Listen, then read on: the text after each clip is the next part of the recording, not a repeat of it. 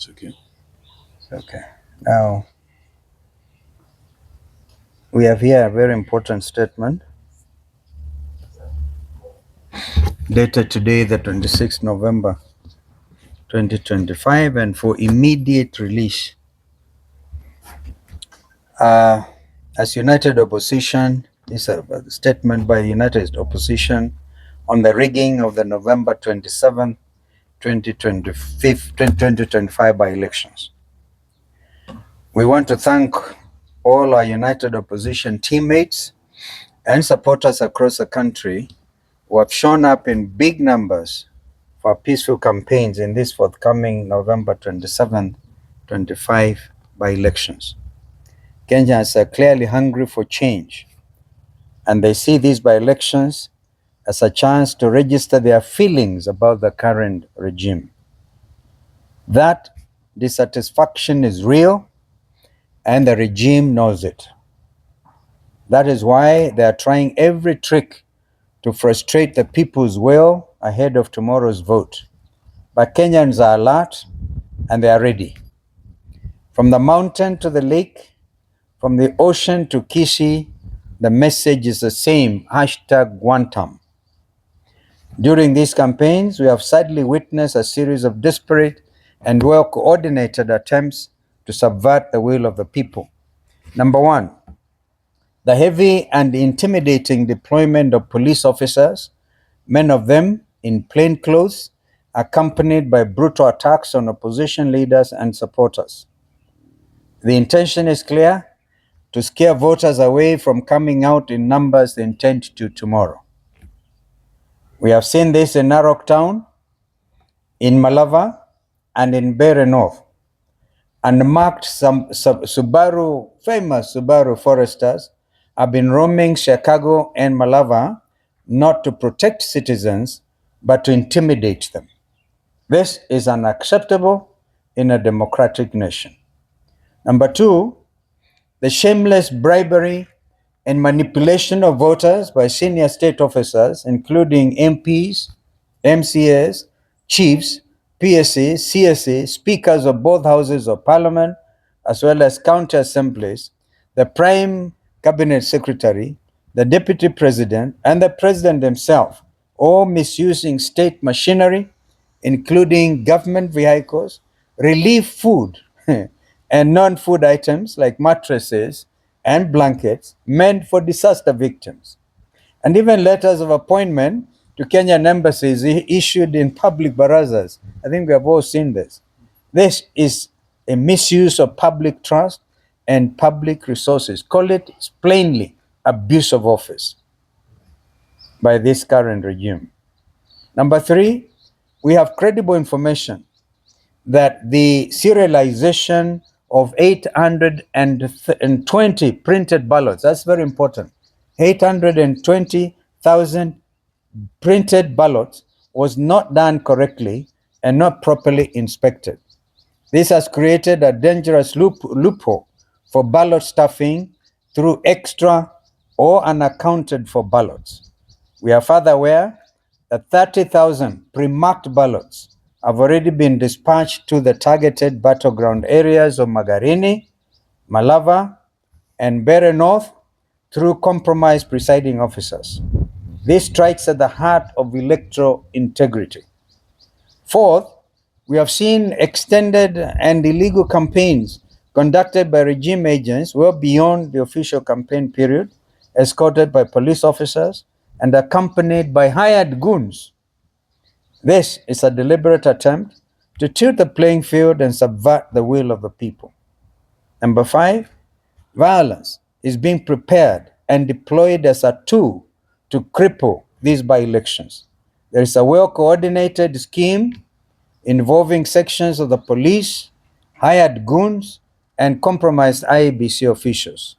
In Valava, for example, hired goons reportedly under the command of Lugari MP Nabi Nabwera are expected to spark violence using pangas and rungus and other crude weapons. They are to be protected by police, including a special team which has already been dispatched from Nairobi, and we're monitoring their movements, the infamous Subaru unit. Once voting is disrupted, compromise IBC ballots, compromise IBC officers and clerks are expected to use that chaos to stuff ballots. We saw this pattern during the Gen Z protests, where police did not stop goons, but actually enabled them. We have again seen police in Narok and Kabuchai captured on camera moving goons and distributing funds. This is a betrayal of the oath to protect. Finally, ladies and gentlemen, as we stated on November 20th, there is a deliberate plan to misuse mobile phones in polling stations in ways that violate the secrecy of the ballot. The response from IBC has been weak and insufficient, with the junior officer Magarini giving a half-hearted explanation to an issue that demands the full attention of the chairperson and indeed the entire commission. Their silence deepens our concern about the integrity of this institution at this critical moment. The IBC, by failing to address the genuine concerns raised by the opposition and the media, and by neglecting to put in place the necessary remedial measures, continues to cast a long shadow over its own independence. This new commission now stands accused, not by us alone, but by its actions of presiding over a process whose credibility grows more questionable by the day.